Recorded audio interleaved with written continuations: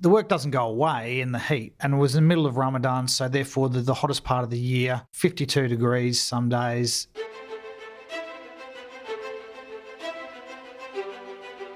Welcome to the podcast where we track down Australian war veterans, have a chat with them, and hear their stories. I'm Alex Lloyd, and this is Life on the Line.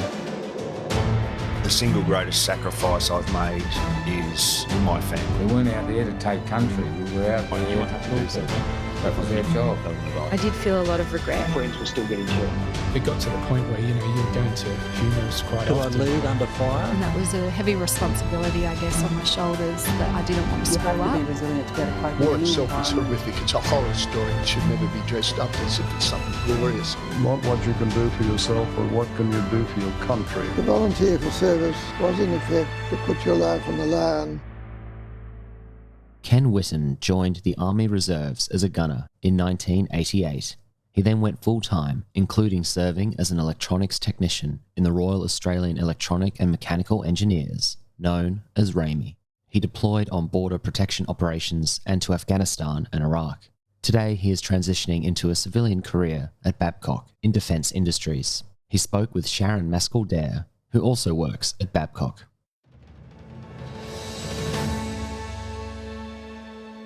I'm Sharon Mascall-Dare, and you're listening to Life on the Line. In today's podcast, we meet Ken Whitton, who enlisted into the Army Reserve as a gunner 33 years ago and is transitioning out to pursue a new full-time career in defence industry. Life after service is a focus for Ken today as he reflects on his deployments, his time in the Army, his lessons learned, and what they mean for him today in civilian life.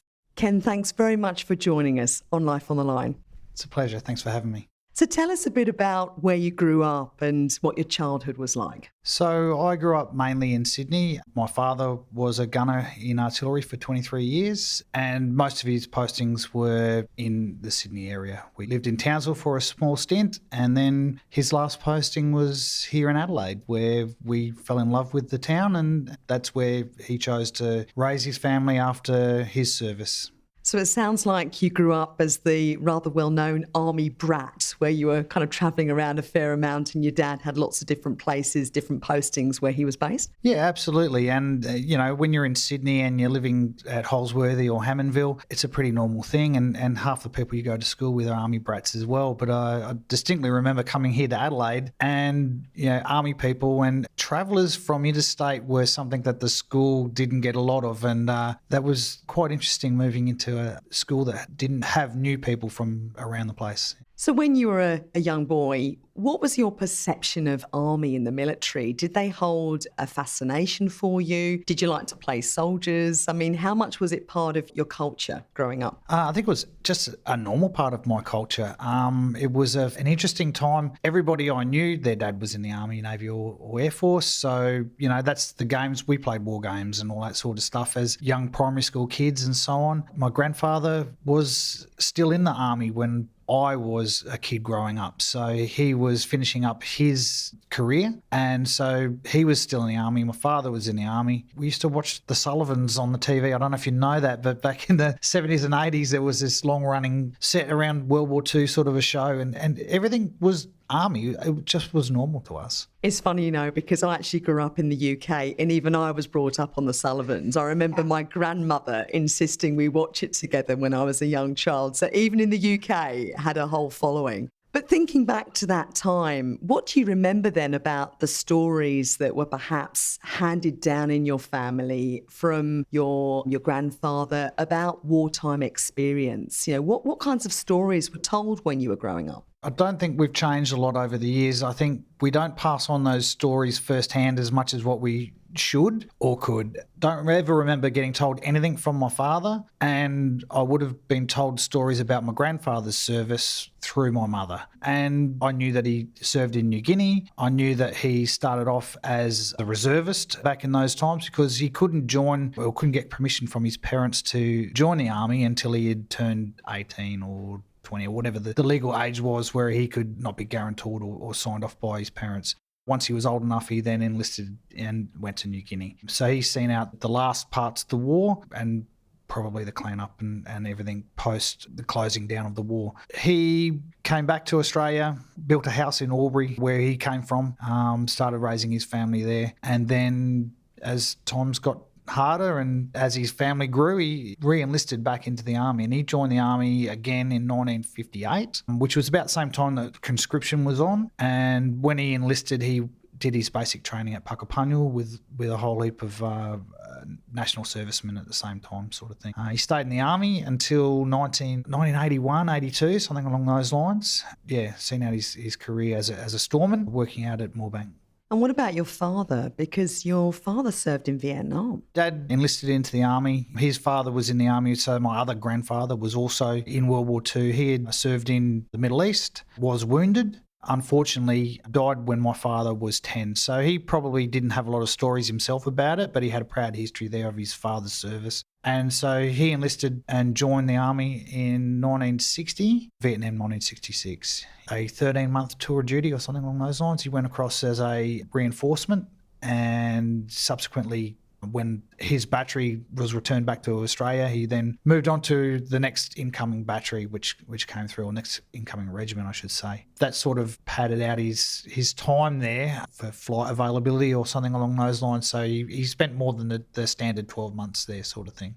Did he talk much about his experiences in Vietnam when he came home? I don't remember getting a lot from him. He told me that because he was a reinforcement, there was a personal protection party which was required. Some American general loved Australian soldiers so much he wanted them as his personal protection. And everybody was saying, we're too close to the end of our deployment, we're not volunteering for this. So him and a few other guys that arrived when he came into country were told, you're it. And so he said that was quite interesting because he got to visit everywhere that this American general was visiting throughout Vietnam. He spoke of that being a great experience, an eye-opener to see how the rest of the war and how the rest of the Allies or Americans were doing business and all that sort of stuff.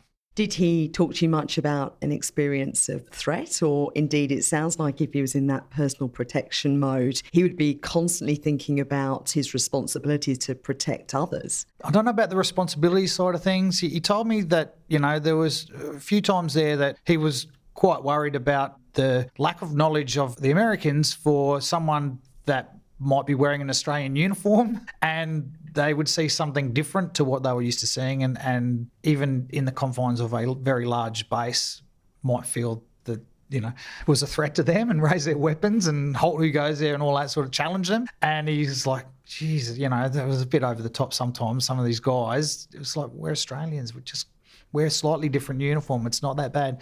And back in those days, of course, it was all greens anyway. So, must have a sharp eye if they're picking out the small differences. I couldn't imagine too much of a difference from what I've seen of those old uniforms from back in the day. So the Americans were mistaking Australians for the enemy? Yes. I don't think it came to any real life, serious, life in danger sort of situations. But they were challenged quite a few times by guys that were a bit spooked when they seen someone in a different uniform. But clearly growing up, hearing all these stories, it sounds like it was an inspiration for you rather than anything else, because you then decided to then join the Army Reserve yourself. So take us through that decision-making process for you and how things panned out when you first joined. As a kid at school, I wasn't very academic at all, probably a larrikin even back in those days. So I was always in trouble, and I just thought, well, I'll probably follow my father's footsteps and join the Army because I don't have to get A-grade levels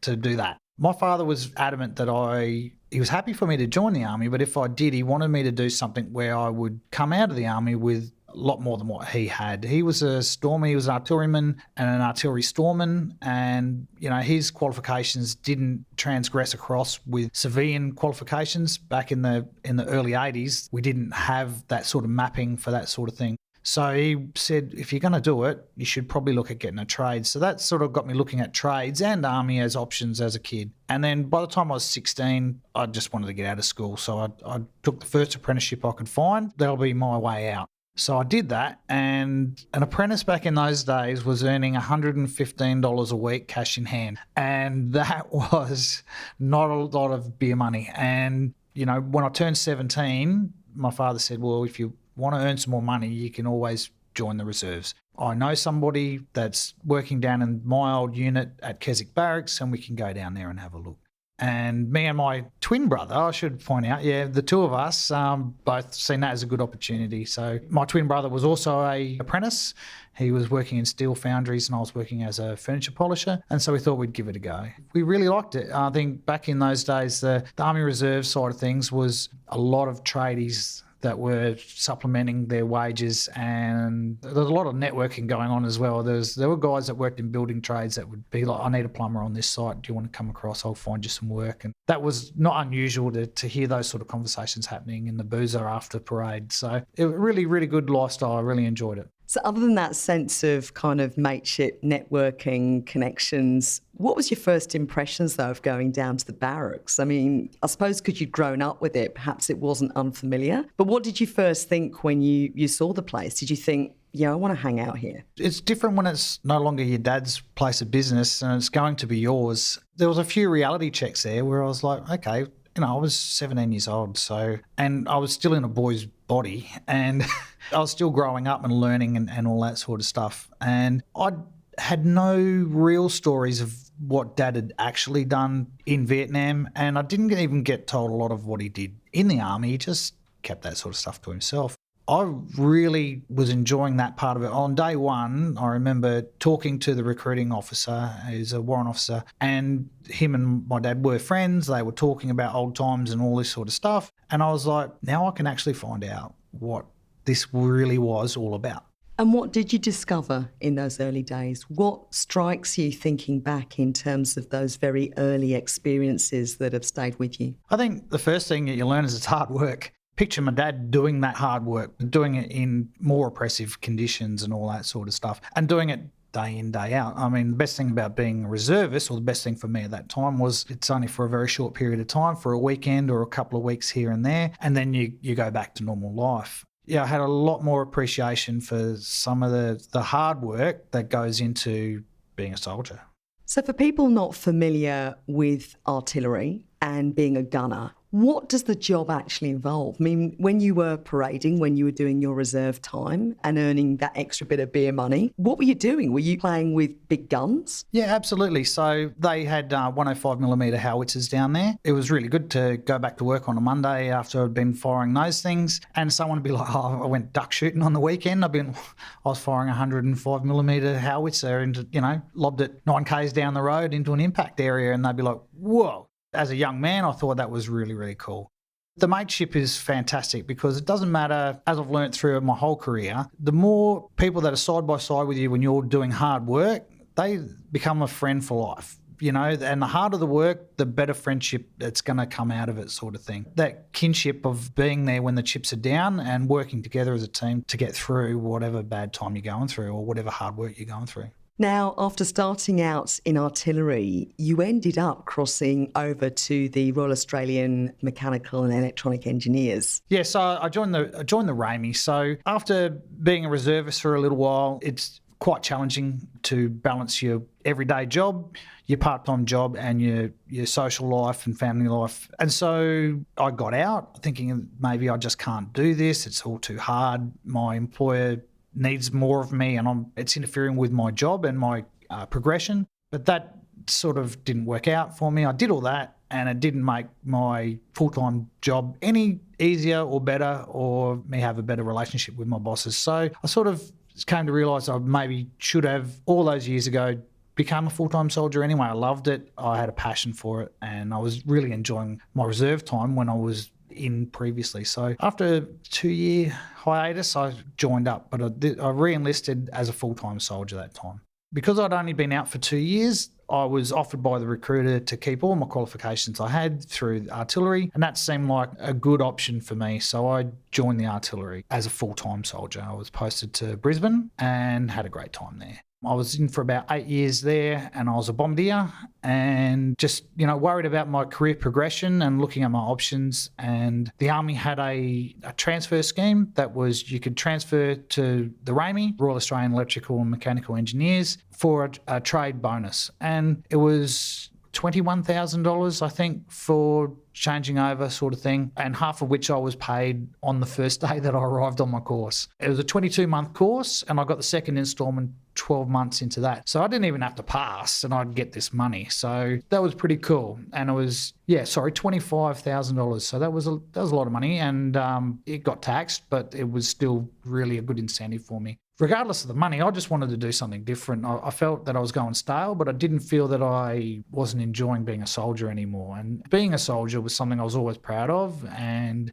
I enjoyed putting on the uniform and putting on the boots every day. And I just needed something different. So that was my motivation. So I went back to school and did some calculus at age 39 and learnt electronics, which I didn't know a lot about. Never looked back. I really enjoyed my time through the RAEME as a full-time electronics technician. So before we move on to the deployments that then followed, tell us a bit about that fascination with electronics. I mean, what is it for you, having done that career change, having gone from big guns that you could impress people with, as you say, on a Friday night down the pub with your mates, to circuit boards? What's that about in terms of that fascination it had for you? My fascination was, as an operator or a gunner, I use this equipment frequently, and especially digital equipment and electronic equipment, it breaks down constantly. You can't get it fixed easily. And I wanted to be part of the solution, not part of the problem anymore, so to speak. So that was my fascination with it. I still don't look at circuit boards and go, that's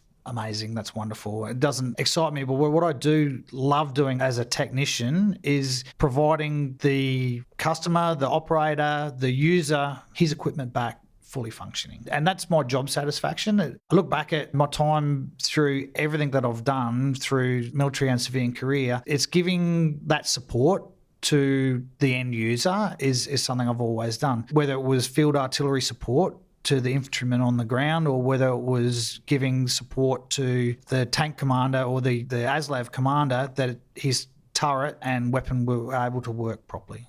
Now, going on this new pathway opened up a whole range of new experiences for you, clearly. Talk about that first deployment that you had then back in 2003. Tell us where you went and how that came about. So the first deployment I had was when I was still in artillery. We were deployed on the border protection operation, which was Operation Relics back then, or Operation Relics 2. That was an eye-opener for me. I was in the army while Timor was going on, but there was not a lot of use for artillerymen in Timor, so there were small roles and small parties going across, but we generally missed out. So just gaining that experience of something that was a real-time operation that was important, that was, at the time, very important to the government of the day in how, we do business and how we're perceived around the world and all that sort of stuff, yeah.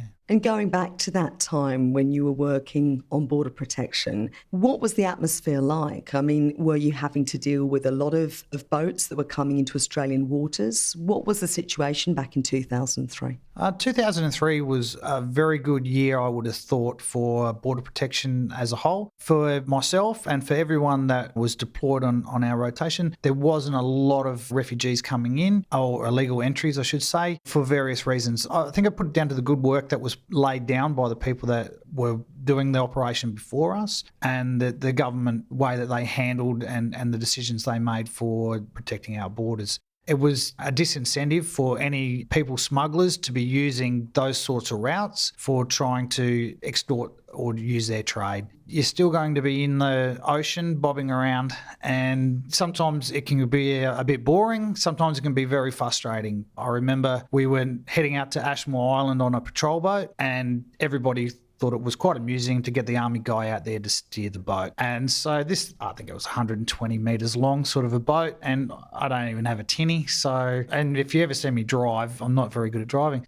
Here I was driving this boat, and it was really cool, and everybody would step up to the bridge for whatever reason, take one look at me, shake their head and walk out again going, we're all going to die. There was a cyclone in the area at the time, and it was bearing down on us. We decided Ashmore Island couldn't be reached, so we were heading back towards the mainland. And that was not my decision, of course. The captain of the boat made that decision. And so he set a course and we were heading away. I was getting more and more nervous as the sea state got bigger and bigger, and these waves were getting pretty big, and it affects how you can steer the ship. So I wasn't steering very good at all.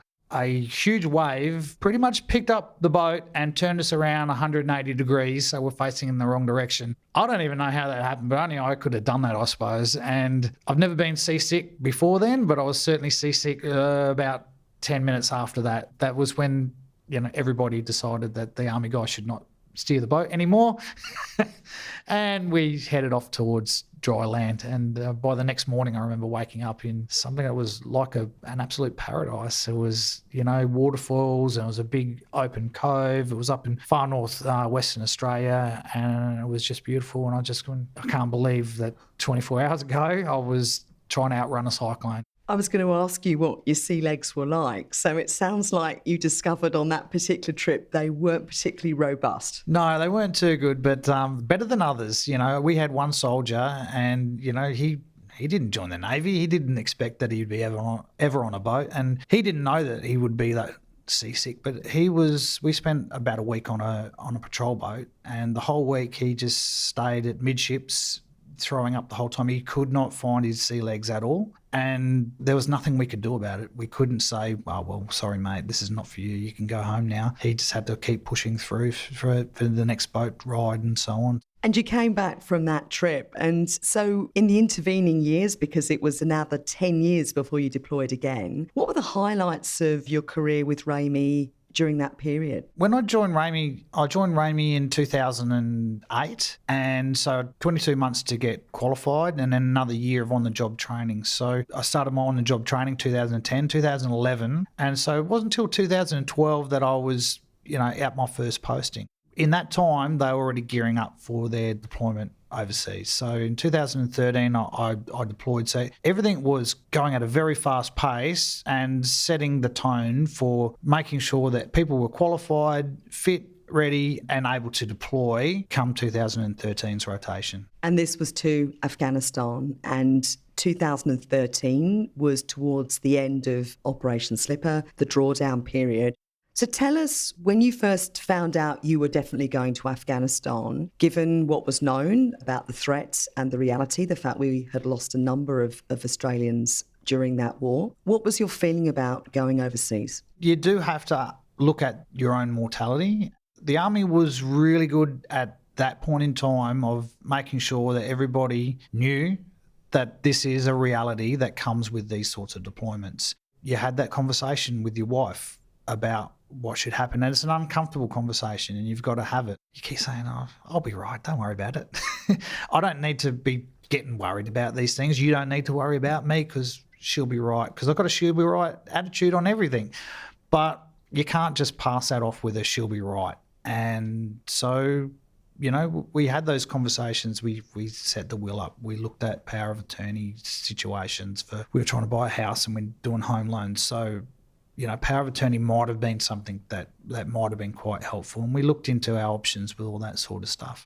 In 2013, it'd be fair to say that we were getting quite good at preparing our soldiers for going into Afghanistan. So I don't feel that I was underprepared in that type of capacity. The training and the realism in training was excellent, and I think it set us up. Some of the scenario-based training and the mission rehearsal exercises, some of the training I did when I got to AMAB was some of the best training I can remember doing in my time in the Army. So I felt really good about it. As far as a technician is concerned, nothing could have prepared me for the amount of equipment that I would be dealing with. And there's a lot of equipment that the first time you see it is when you arrive in Afghanistan. There's Blue Force Tracker, there's equipment that just doesn't get used in this country or hadn't been used at that point in time in this country. So that had its challenges and that made it really, really interesting. Tell us what it was like then arriving actually on the ground in theatre for the first time. I anticipate that you'd not been to Afghanistan before, so this would have been a whole assault on your senses, surely. Yes, absolutely it was. I mean, when you fly into Darwin for the first time and you step outside of the airport and the humidity hits you in the face, it's a very similar feeling to that. You step out of the plane and this oppressive heat that you've never had before. And unlike Darwin and so on, there's no humidity. It's such a dry, hot wind that's hitting you in the face. And yeah, you're just not ready. And the smell is the one thing I remember the most, is that unique smell that probably burning from the rubbish tip sewerage and cooking from the townships and just all of that mixed together was quite a unique smell that I don't think I've ever experienced before or since. So where were you based in Afghanistan? So in Afghanistan, I was in Tarin Kowt. By that stage, we were bringing in the last of the forward operation bases back into Tarin Kowt. Even while we were there, we were reducing our footprint within the multinational base at Tarin Kowt. Everybody and everything was decreasing in size, and as it decreased in size, it got pulled into a central location in the centre or close to the accommodation at Tarin Kowt. What was the mood at the time? That sense of drawing back with preparation for full drawdown. What did that feel like? Similar to what my grandfather did joining the Second World War and the last stages of the war. We all knew that there was a drawdown. We knew this was the almost final part of our operations in Afghanistan. We thought that pretty much that was going to be the end of it within 12 months of us being there, and we wouldn't have the troops that we still have there today. But we certainly knew it was the end of Operation Slipper, and we knew that Tarin Kowt was going to be, left with no more Australians there, sort of thing. Everybody felt really, really happy to be there, and everybody wanted to do their bit and stay there. We all wanted to do like more cool stuff, and we wanted to go outside the wire and be like all the other guys that went before us and went outside the wire. But we didn't get to do that. And, at the end of the day, you just do what you're there to do and do what you're told. And so that was us. We had a couple of times where we thought there was something going on where, a recovery of a vehicle that's outside the wire, we might be required, people would be put on ready to go sort of thing. But, decisions get made higher up than that. And sometimes, or most times, they got canned, and that didn't happen. So if that frustrated us, it didn't frustrate us for long because we were just really glad to be there.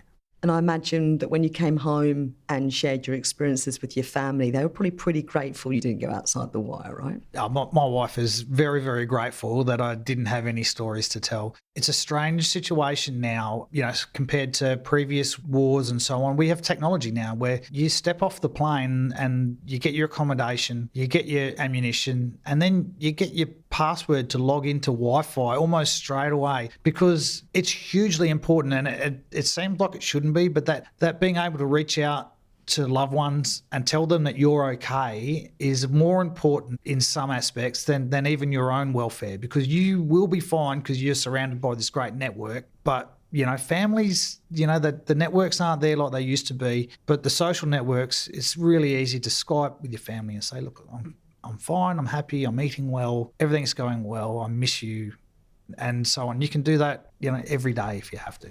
So coming back from that deployment, did you feel, though, a sense of satisfaction? Did you feel like you had made a difference, that you had helped in some way? Oh, 100%. I was very, very proud of what I had done. Because it was the drawdown, most people that I deployed with didn't get to finish their full tour of the 6 months that we were told we would be there. So as we got pulled back to return to Australia, you didn't want to leave, and it's hard because you do want to see your family. So I flew into Darwin. My family was back here in Adelaide. And the day that my plane arrived in Darwin was my twin boys' second birthday. Darwin to Adelaide just seemed so far away. So all I wanted to do was be with my family. But at the same time, I really wanted to be back there with my mates because I knew there was still a lot of work to be done through the drawdown of Afghanistan and the continuation and the handing over of power in Uruzgan. So for people listening to this edition of Life on the Line who perhaps have not had that experience of separation from family, that homecoming,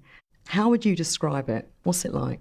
The best story I have for telling anybody anything is after being in Darwin, 24 hours, I'd handed in all my kit to 2 Cav Regiment, and I was in my car and I was driving back to Adelaide. I'd set myself 2 days to do it. I had some good friends that I stayed with at Alice Springs, and they fed me and gave me a nice bed, and the next morning I was up early and away I went. And I think I'd planned to actually not go all the way to Adelaide. I was going to stop at Port Augusta because that was quite a bit of driving. Port Augusta was so close. So I just kept driving through the night, and at 2 o'clock in the morning I arrived in Adelaide with my eyeballs hanging out of my head. Knocked on the door. My wife was there. It was fantastic to see her again. My 2-year-old boys were still sleeping in cots at that stage sort of thing. And they were asleep. We whispered and tiptoed into the room and all that sort of thing. I collapsed and went to sleep and probably had the best night's sleep I'd had in a very, very long time. I woke up at about 5 o'clock that morning when the kids stirred, and my wife came in and had one of my children in her hands and said, "Who's that?" And this kid looked at me and went, "Daddy." Now, I'd never heard my child actually say those words before. He gooed and garred and dad, and this, that, but he'd never ever said that before. And that was fantastic. In about 5 minutes' time, the other child did exactly the same thing as well. You know, I just sat there in this big double bed with both my twin boys under my arms. And Afghanistan, I don't want to go back to Afghanistan right now. I just wanted to stay there forever. It was just fantastic, yeah.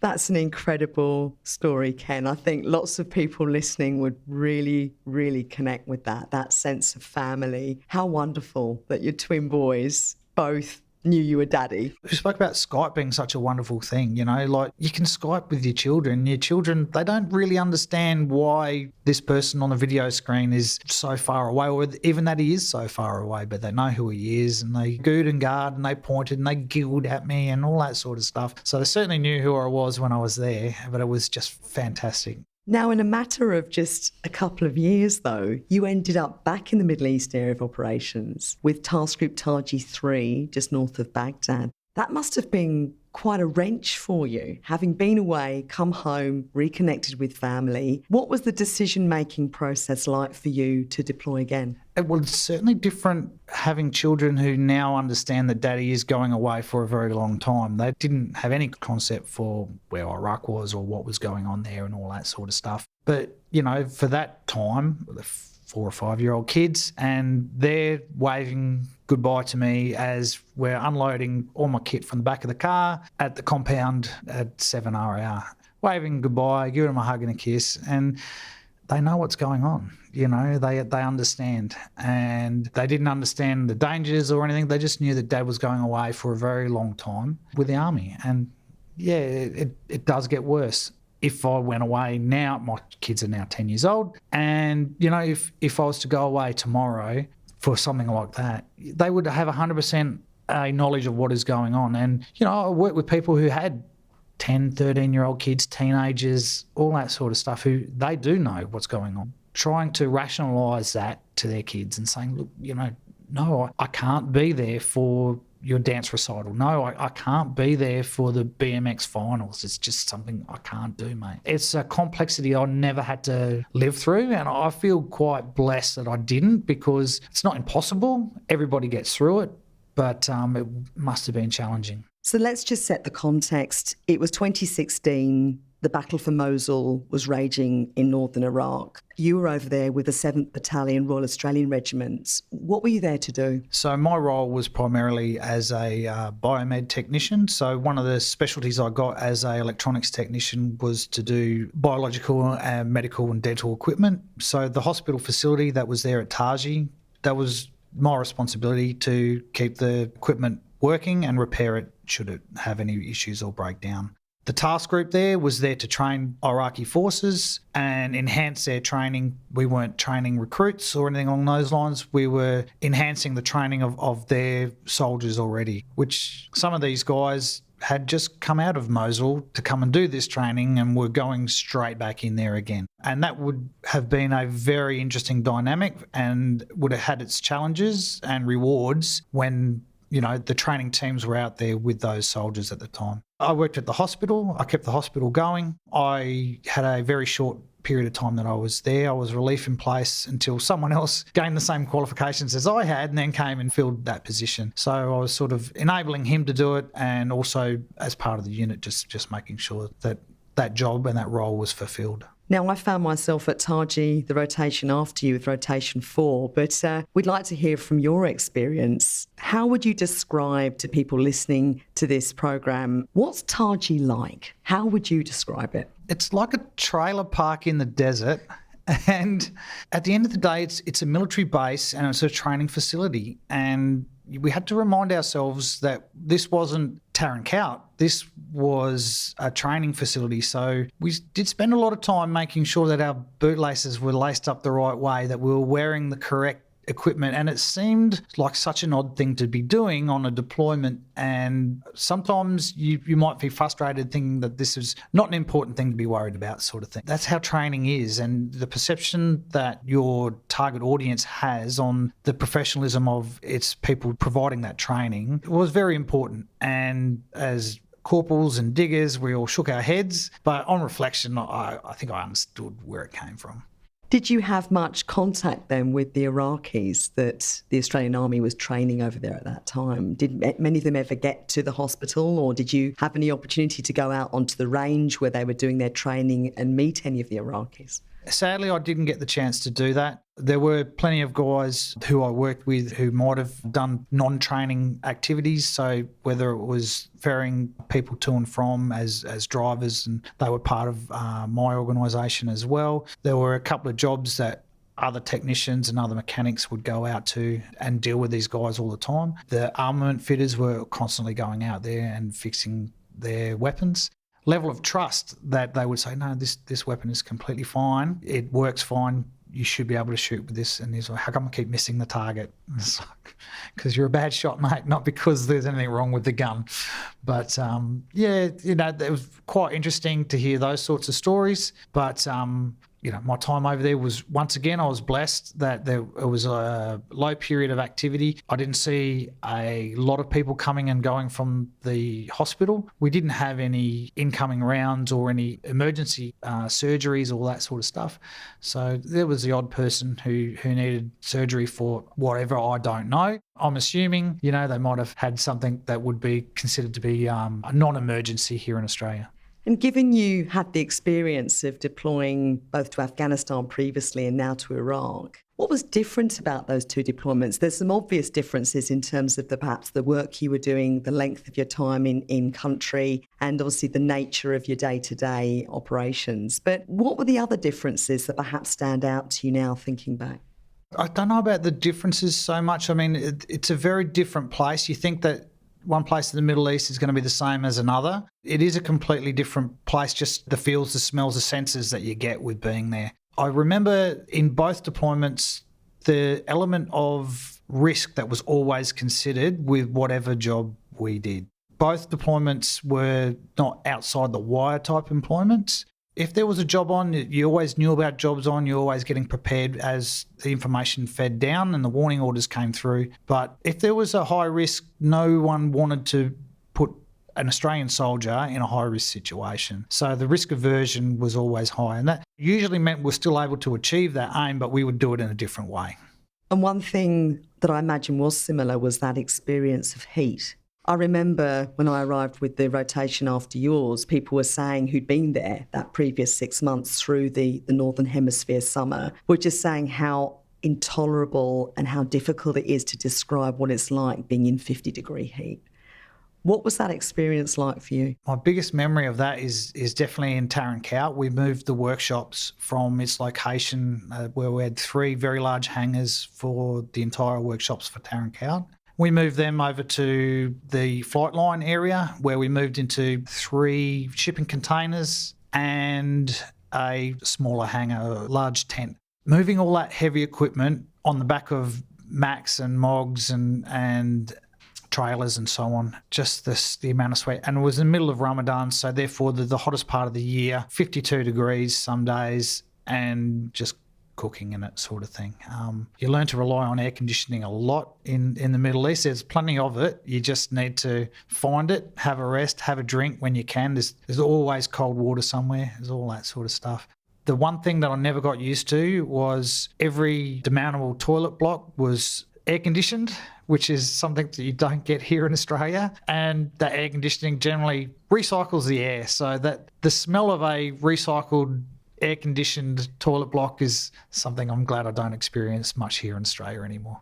And in Iraq, then, was the heat similar? Because that's certainly how I know some people have described it, that it was that intense, oppressive heat. But did you experience it the same way? Yeah, I did. I think I was more ready for it this time. I think, having experienced it before wasn't too bad. You learn those tricks and you learn to actually looking after yourself, firstly, with regards to hydration and all that sort of stuff. We had a workshop in Taji, which was just a brilliant place to work. It was an air-conditioned hangar. So once we'd driven our vehicles and our machinery in, we would close it up and let the air conditioning do its job. That certainly allowed us to be able to get turnaround times that we had hoped for to get the work done, because the work doesn't go away in the heat. You'll just have to slow down so that you can work in accordance with how hot it is. It's the same as when you go away on an exercise here in Australia, especially in Northern Australia. Over there, we were able to use those sorts of facilities. It's good to have those luxuries. So coming back from Taji, from Iraq, it was not long after that you started to think about moving on from your army career. Why was that? What was it that prompted you to decide that perhaps it was time for a change?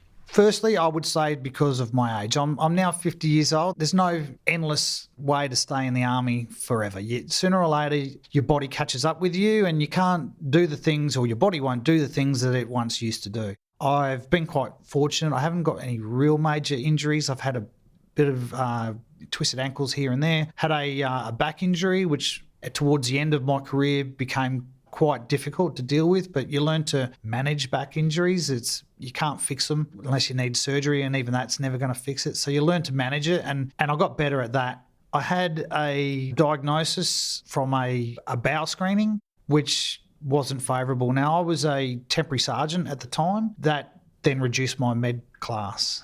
Once that reduced my med class, I had my promotion taken away from me. I was busted back down to being a corporal again, which seemed very, very unfair. And it was completely in line with the policy and the way it should be. If you looked at it in a common sense way, it felt like it was not right, but it was just unfortunate that in that 12 months that I was a temporary sergeant, I was given this diagnosis and had my mech downgraded. I spent another 12 months working to get that mech upgrade because I was asymptomatic. I wasn't having any major issues. I mean, if I had a cancer issue or something like that, the last thing I would have cared about was what rank was on my sleeve or anything.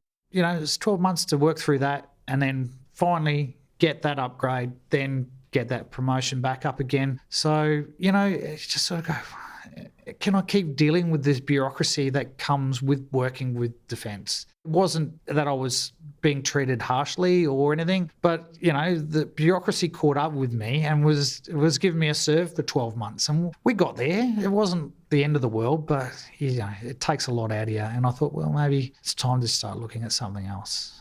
So you obviously looked around, and tell us what you're doing today. So I work for a defence company called Babcock in the counter CBRNE department. We take care of logistics and maintenance requirements that's involved with modification and maintenance for any of the CBRNE equipment. So just to tell our audience, so counter CBRNE is counter chemical, biological, radiological, nuclear explosives. And as part of that team, tell us about the kind of people that you're working with. I love working here with the people I'm working with. 50% of the people are Army or Navy or Air Force, and the other 50 don't come from that background at all. And it's really good to have that blended sort of environment where we can all leverage off each other's sort of experiences. I'm working with people from the Navy, people from the Air Force, and I'm really enjoying their perception on things, whether it's defence related, who are our primary customers, or whether it's doing our job and the way that we set up our environment here in the workplace. It's been an excellent transition to come from defence to working in this sort of environment. I have to keep reminding myself that I'm not in the Army anymore. Apart from not wearing the uniform, it feels like I'm still in the Army. I wasn't really good at wearing uniform when I was in the Army anyway, and probably spent the last 12 months hardly wearing the uniform or trying to avoid it as much as possible. I still feel I'm part of the defence community. I still feel that I'm contributing to, once again, supporting the elements that require this sort of type of equipment in the Army. Now, given the whole wealth of experience that you had when you were in the Army and the fact you're obviously now working defence industry, what kinds of skills and ways of working, ways of operating, do you think you've brought across to the civilian world? Because this is something that's become a national issue now in terms of supporting veterans' transition, and clearly you've managed to do it successfully. So how have you gone about that? I feel quite fortunate that there's so many qualifications that the Army gives you that's absolutely a necessity for this job. When I presented my resume for this job, which was the first resume I'd ever written in my entire life. And somehow it got me the first job I ever used it for. So that was a bit of a fluke. You know, I can't imagine too many other companies out there that would have been looking for the same qualifications that I needed. The handful of other companies that do the same as what we do, and that's about it. Having that appreciation for the end user and the customer, which is the Defence Force, and having an understanding for what their needs are, what their urgencies are, and for the unseen, unexplained, they need to make contingencies. They need to be prepared for doing anything. And when they have activities that are on the horizon that they're planning for, they need to know when their equipment's going to be on hand and whether it's serviceable. They can't deal with what ifs or maybes or any of that sort of stuff. And having a civilian partner that can do that and provide them that sort of understanding and know exactly what information they require when they get feedback on what the status of their equipment is, I think is reassuring for those who are involved. And I think it's one of the things that I like about this organisation being able to provide for Defence Force. Now, you've talked about so many aspects of your life in our interview today for Life on the Line. You've talked about yourself as a member of the Army, as a husband, as a father, and now working in the civilian world in defence industry. So when you think about all of those different experiences, what do you think the Army has done in terms of forming who you are today? What has it done in terms of shaping character, do you think? It's given me that work ethic that has carried me through to this day. I think I noticed it from my time as a reservist, as an apprentice. The hardships that you go through, might be only away for a 2-week exercise or something like that, and you're out in the back of Woomera somewhere and you're covered in flies and prickles and underfed and just having a terrible time, but loving it at the same time. And then you come back to your normal job and someone's having a whinge because someone didn't order the right screws that he uses for making the construction on those drawers, and he has to use the anodised screw instead of the stainless steel screw or something along those lines. And you're like, mate, it's not important. It gives you that perspective. Do we need to just stop and move on and then continue on with what we're here to do, which is to achieve the end task of this job? And that work ethic, the military gave me that. I didn't have it beforehand. I think it's definitely set me up for that. So looking back, do you genuinely have a sense of pride? Oh, 100%. I have pride. I've never ceased to feel it, and I think it's going to live with me for as long as I go. I'm really lucky. I have a very supportive family. Obviously everyone who was in the Army before me, they know, they understand, and their pride is there every day. My wife and my kids are extremely proud of me, and they tell me often, which is fantastic. My kids invite me to their school to come down on Anzac Day. They love it. They just love that Dad comes down there, talks to the kids about Anzac Day and about the spirit of Anzac and all that sort of stuff. I've got to say I enjoy it as well. I came from that background where dads and granddads didn't talk much about their experiences and stuff like that. I don't talk about war, and I don't talk about anything that might be confronting for children at primary school age and all that sort of stuff. But I talk about how the legacy that the Anzacs have left before us have taught us lessons and set us up as a country to be the unique people that we are. As a veteran of modern conflicts, I feel that I'm sort of the custodian of that Anzac tradition, and that's our job now, is to pass that on to the next generation and have the Anzac spirit as well. Maybe they don't have to go to a conflict somewhere to keep that Anzac spirit going.